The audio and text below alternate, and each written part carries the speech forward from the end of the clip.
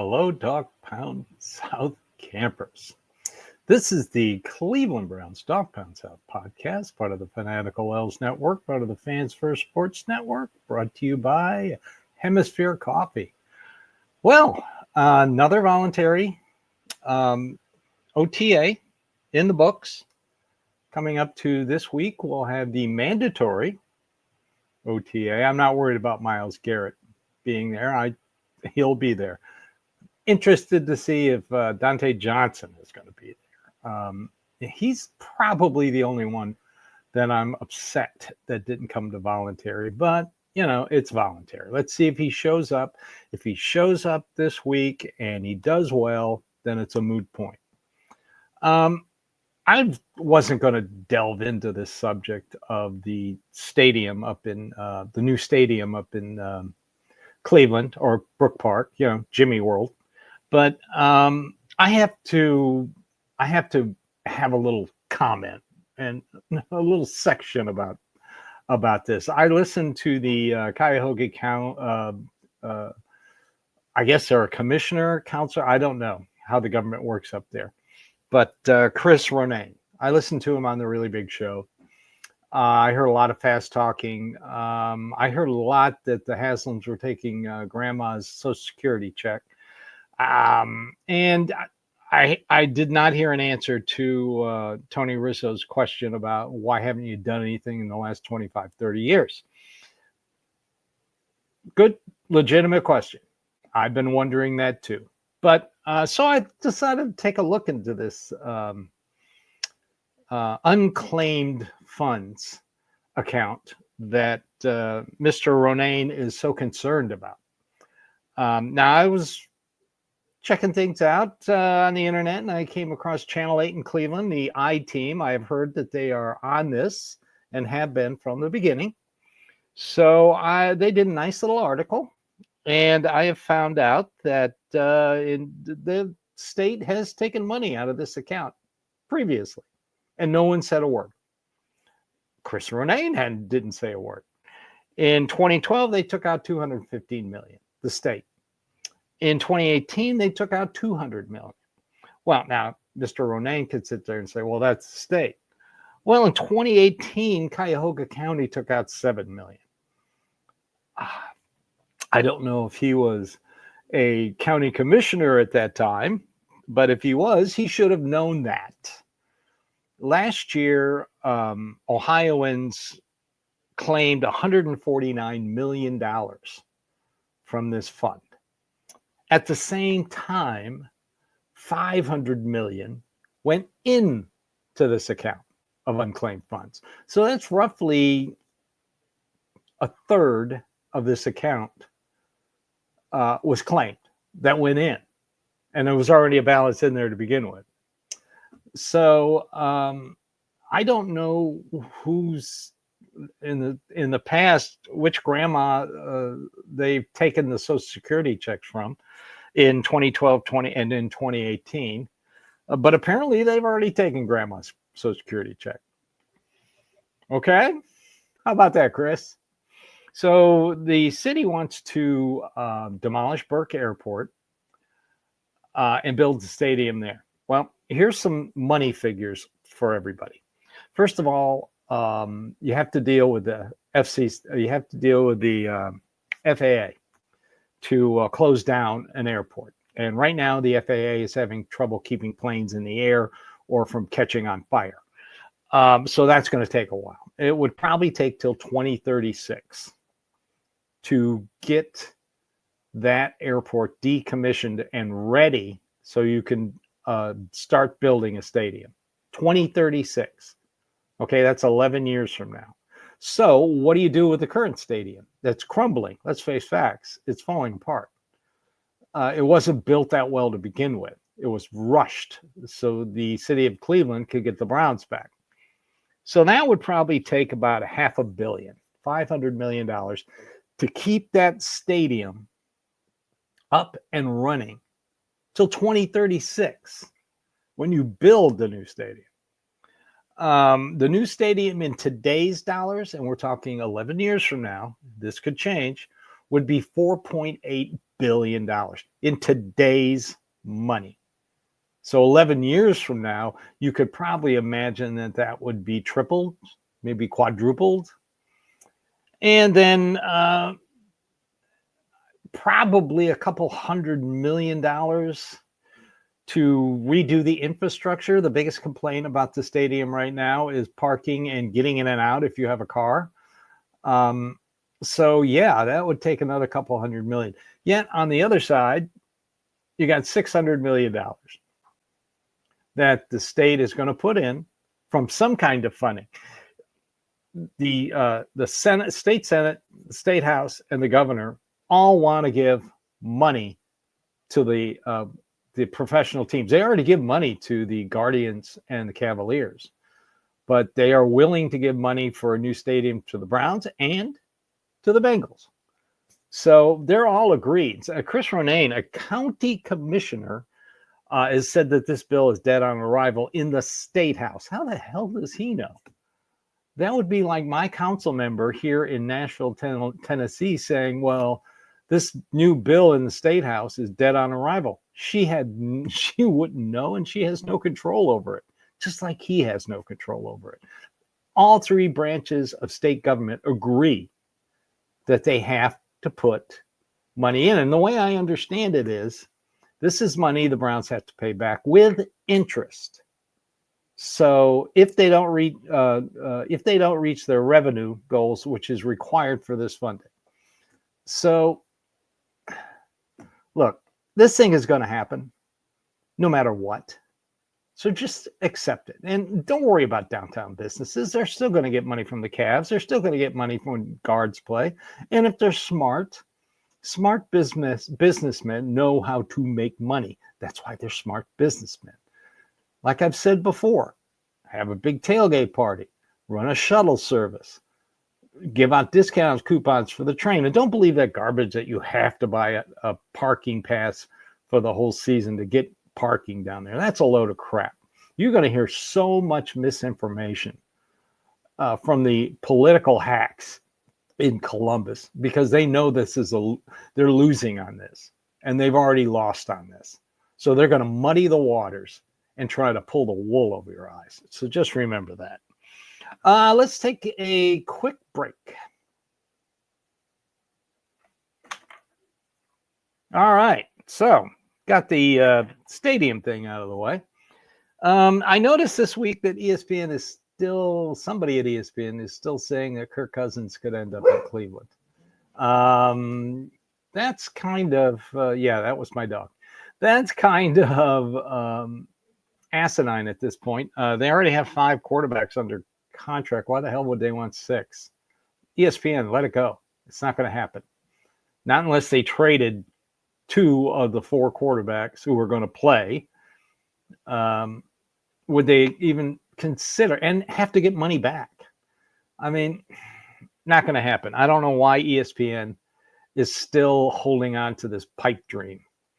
I guess because, if you're talking about the Browns, you can't say anything good about them. I can't wait for August when they re-show ESPN classics. They show the drive and the fumble. I can't wait. Other quarterback news. Pittsburgh Steelers have officially signed Aaron Rodgers, which makes, if Joe Flacco starts week 1, which makes the AFC North the AARP division. I'm not afraid of Aaron Rodgers. He may be a Hall of Fame quarterback, but he led the Jets to 5 wins last year.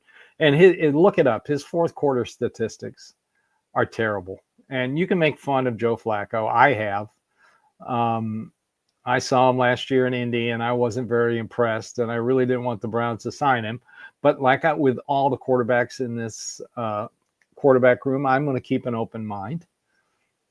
I'll wait till training camp rolls around and the preseason games and what I hear from practices, the joint practices with the I think the Vikings and the Panthers. So I'll wait till then. I'll wait till then before I make my decision. Also, everybody, it's kind of died down, but I heard some national people talking about Myles Garrett not being at voluntary training camp. And it got me to thinking, I noticed they don't say anything about Lamar Jackson not taking part in any of the offseason workouts in Baltimore.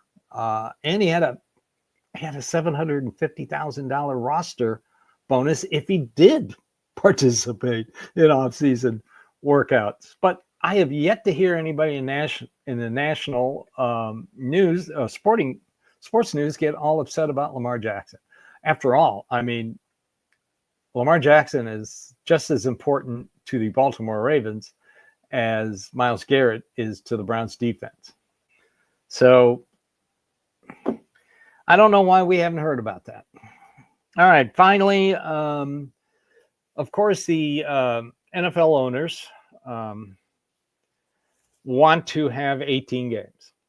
The players want concessions to get rid of a lot of this off-season programs. Cut down, maybe have one preseason game and a couple joint practices, do away with a couple of these OTAs. But also, the commissioner is raising a stink about how the latest CBA was written. Now, as you know, if you followed me, I have pointed out that the Cleveland Browns and owner Jimmy Haslam have taken advantage of every nook and cranny of the CBA when it comes to the salary cap. He pays out more in upfront cash than any other owner in the NFL. The Browns always pay more. Well, apparently some of the owners who don't have the money, and you can think about them right now, really, if you really want to think about it, you can kind of figure out who it is, want to do away with these loopholes. Now, of course, they're going to bring that to the table in an effort to get the 18 games, but I don't see how the players are going to agree to that. Since this new CBA, and I'd like to thank Jack Duffin for this figure, since this new CBA has been enacted, the players have, as a whole, over this time period, have made an additional $6.7 billion. So I really don't see the players agreeing to this, getting rid of this loophole. Let's face facts. If the Browns did not have an owner who would put out this much money, you'd be looking at 3-14, maybe 5-12, maybe 6-11 every year. Every year. And they wouldn't be able to pay their players. They couldn't keep players like Denzel Ward. They couldn't keep players like Myles Garrett. They couldn't keep players like Jerry Jeudy or David Njoku or Jack Conklin or Joel Bitonio or Wyatt Teller. They just couldn't do it. They've structured the way they make contracts with veteran minimum, a lot of upfront cash. And like I've told you before, that's like the owner writing a check. This is the simplistic way for me to put it. Upfront cash, it's like the owner writing a check to the player directly. That's basically what it is. And right now, the NFL owners want to mess with that. I don't see it happening. Like I said, thank you, Jack Duffin. The players, since this is a new CBA, have made $6.7 billion additional dollars through this system that's currently being held. So no, the players will not agree to this. I don't see 18 games coming anytime soon. They are far and far apart on this issue. It would be nice to have games started Labor Day weekend. I remember when they started Labor Day weekend. It was great. You take a 3-day weekend. You go out, you watch the game. I go to my local Brownsbacker bar, and then I don't have to get up and go to work the next day. Why not? But it's going to be a long, hard battle. And I don't see any new additional restrictions to the CBA happening. Players aren't going to agree to that. So here we go. We're getting ready for mandatory minicamp.